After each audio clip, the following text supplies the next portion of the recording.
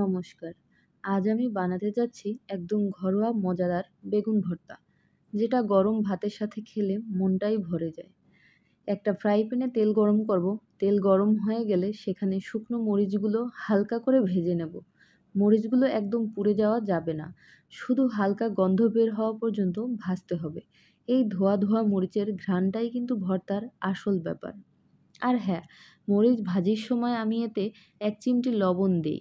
তাতে নাকি মরিচ বেশিক্ষণ টাটকা থাকে। মরিচ ভাজা হয়ে গেলে তা তুলে রাখবো। এবার সেই একই কড়াইয়ে বেগুনগুলো এক এক করে দিয়ে ভালো করে ভাজবো। আমি আগেই সামান্য হলুদ গুঁড়া এবং লবণ বেগুনগুলোতে মিশিয়ে রেখেছিলাম। আর হ্যাঁ, একটা ছোট টিপস হলো ভাজার সময় বেগুনগুলোর উপরে হালকা করে চিনি ছিটিয়ে দিতে হবে। এতে বেগুনে আসবে হালকা ক্যারামেল ঘ্রাণ আর একটা মিষ্টি স্বাদ, যেটা ভর্তাটাকে করবে একদম আলাদা। এই সহজ রেসিপিটাই কিন্তু প্রতিদিনের ভাতের প্লেটকে করে তোলে স্পেশাল। তোমরাও একবার করে দেখো আর কেমন লাগলো জানিও কমেন্টে। আর যদি রেসিপিটা ভালো লাগে তাহলে লাইক, শেয়ার আর সাবস্ক্রাইব করতে ভুলো না। আবার ফিরে আসি বেগুন ভর্তায়। বেগুন ভর্তা শুধু একটা খাবার না, এটা আমাদের গ্রামের, আমাদের বাড়ির একটা স্মৃতি। ছোটবেলায় ঠাকুমা বা মা যখন দুপুরে ভর্তা মেখে দিতেন, তখন মনে হতো এর চেয়ে মজার কিছু পৃথিবীতে নেই। আজ সেই একই রেসিপিটা আমি আবার বানাচ্ছি, একটু নিজের মতো করে, একটু ভালোবাসা মিশিয়ে। খেয়াল করো, এখানে কোনো ফ্যান্সি উপকরণ নেই, তবুও স্বাদে একেবারে মন ছুঁয়ে যায়। এই বেগুন ভর্তা ভাতের সাথে খেলে পেট ভরে, মন ভরে আর ঘরের একটা শান্ত ঘ্রাণ ছড়িয়ে পড়ে চারদিকে। কয়েকদিন ঘরে বসে এই রেসিপিটা করে দেখো। বিশ্বাস করো, প্রথম চামচ খাওয়ার পরে মুখে হাসি চলে আসবে। তারপরে আমি এখানে বেগুন ভাজিগুলো এক একটা করে উঠিয়ে নিব।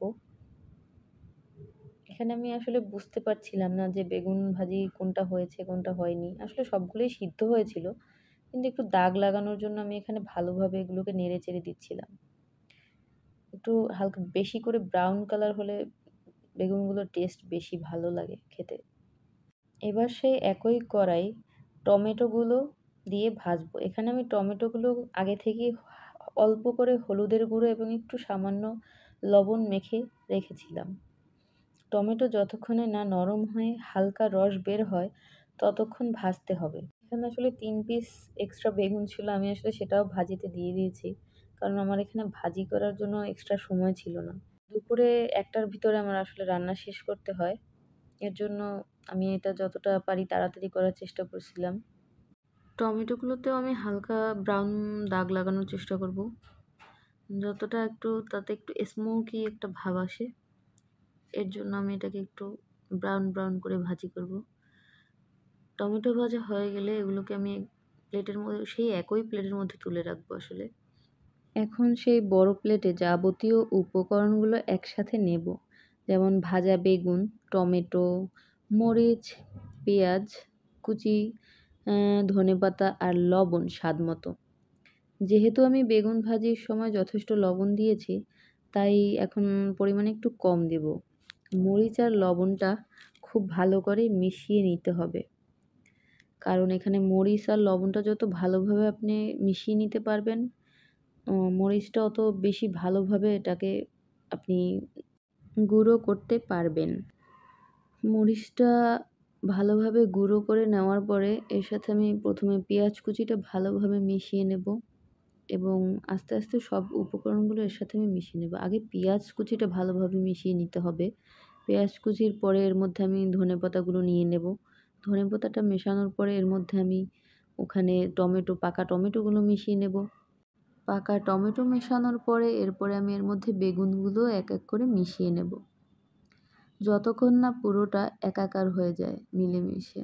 মেশানোর সময় বেগুনটা ভালোভাবে চটকে নিতে হবে কিন্তু, যাতে টমেটো আর মরিচের ফ্লেভারটা পুরোপুরি মিশে যায়। মেখে নেওয়ার পর উপরে সর্ষের তেলটা ঢেলে আবার একটু মিশিয়ে নিতে হবে। এই সর্ষের তেলটাই ভর্তায় এনে দেবে সেই খাঁটি বাঙালি স্বাদ। এখন টেস্টের পালা। গরম ভাতের সাথে ১ চামচ বেগুন ভর্তা, আহা! দারুণ। তাহলে আজ এই পর্যন্ত। সবাই ভালো থেকো। আর নতুন নতুন ঘরোয়া রেসিপির জন্য মানকুমারী রান্নাঘর চ্যানেলটা সাবস্ক্রাইব করতে ভুলে যেও না। টাটা।